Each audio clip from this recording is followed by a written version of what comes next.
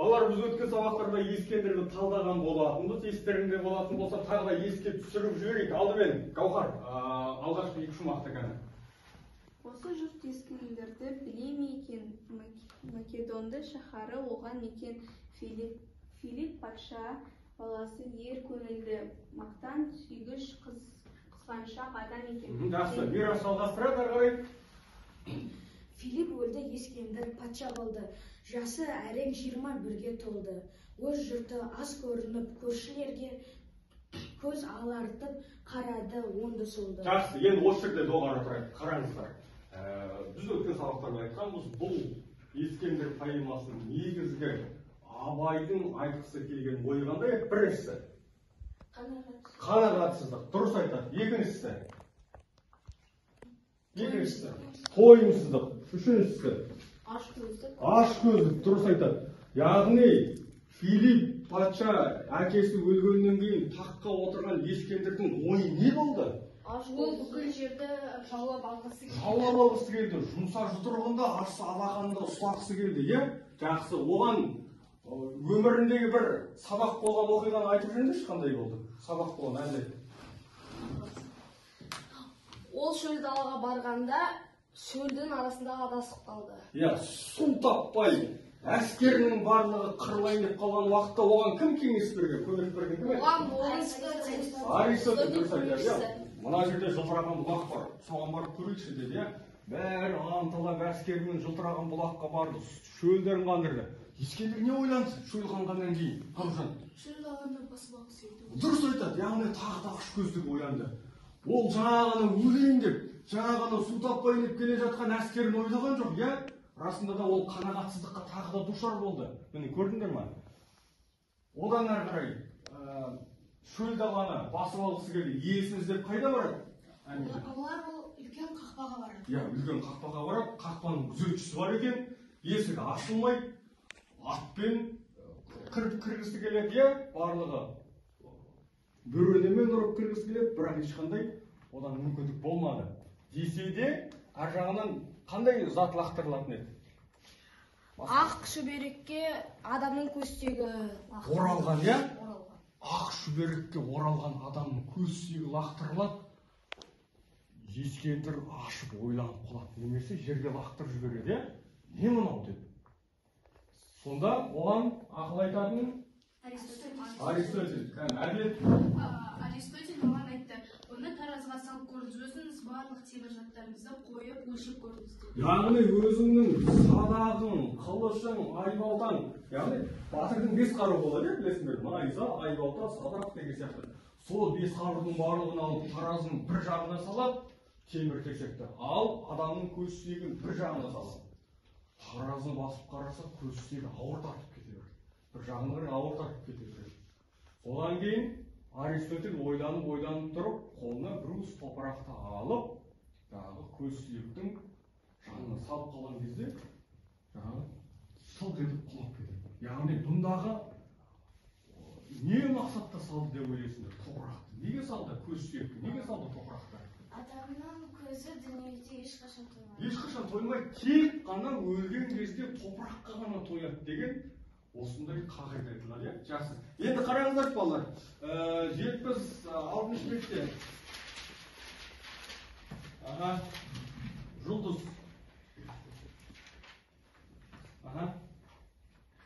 Аз-ақ сөз айттым, бітті бұл әңгіме. Мұны бір өзге сөздің бірі деме. Қарның тойса қайғырма, мақтан үшін тоймас көзің толар деп қайғы жеме. Жақсы. Автор, мен бұл оқытып жатқан себебім автор осылай түйін дейді. Өз оқығаннан не айтқысы келді автор? Айтып жүрші. Мен аз ғана сөз айттым. Әңгіме осымен аяқталды дейді. Айтады.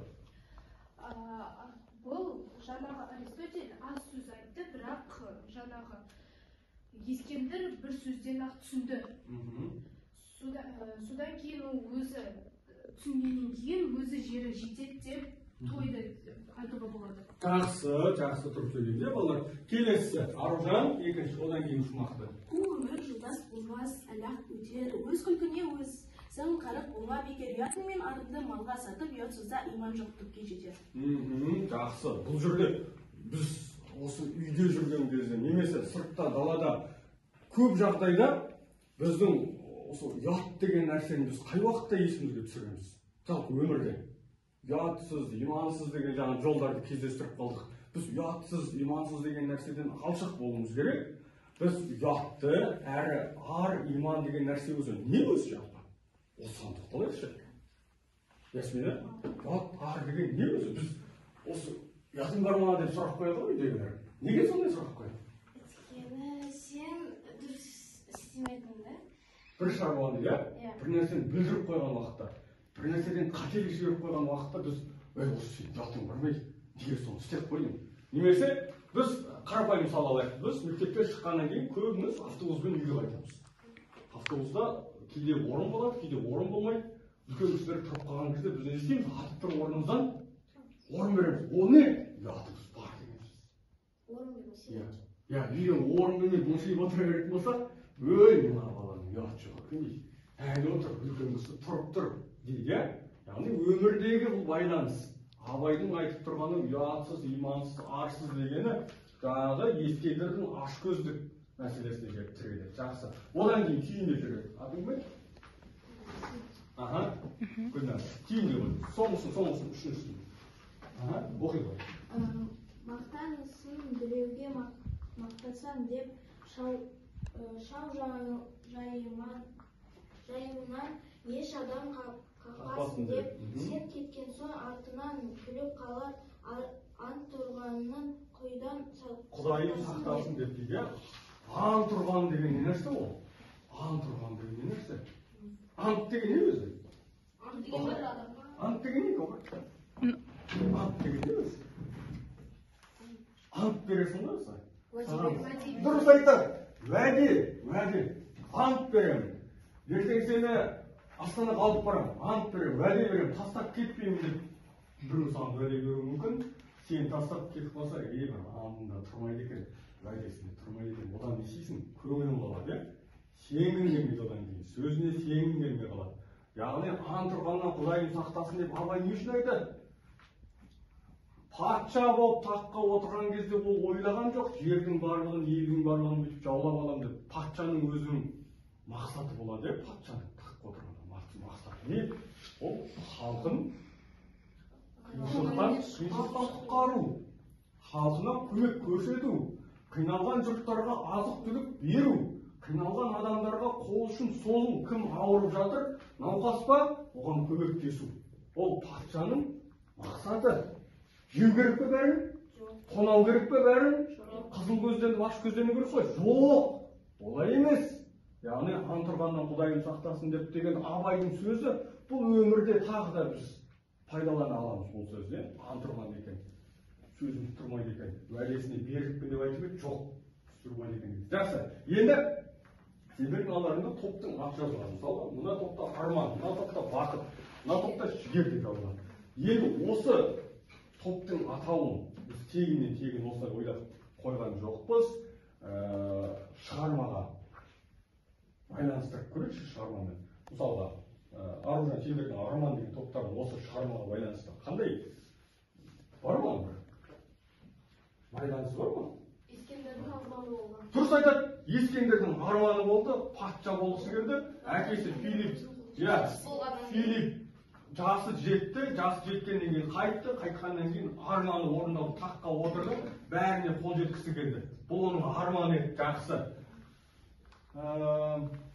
Әділет, мына топта бақыт бар ма? Бақыт деген ұғым бар ма осы шығармада? Тұрам, бақыт.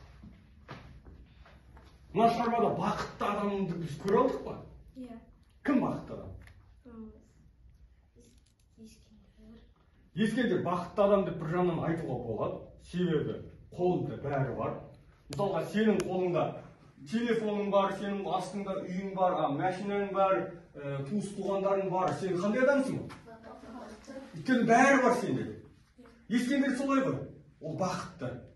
Бірақ ол бақытты бағалай алмады деп айтуға болады. Жақсы, яғни бақыт деген сөз. Мирас, жігер. Біз осы шығармадан жігер деген сөзбен қалай байланыстырамыз шығарманы? Өзің ойыңды. Не өзің жігер? жігер деген күш, Күш. Намыс. намыс, иә.